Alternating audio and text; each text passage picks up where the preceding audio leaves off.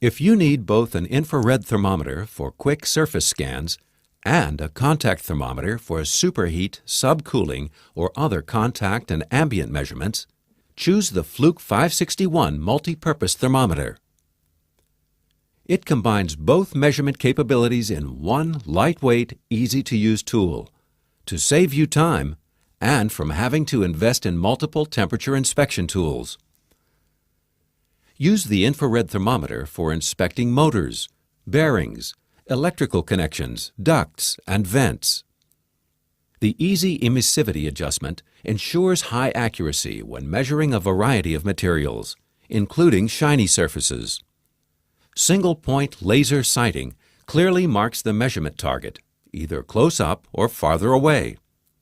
To save calculation time, you can view the actual as well as the maximum, minimum, and differential temperatures in either degrees Celsius or Fahrenheit in the backlit display.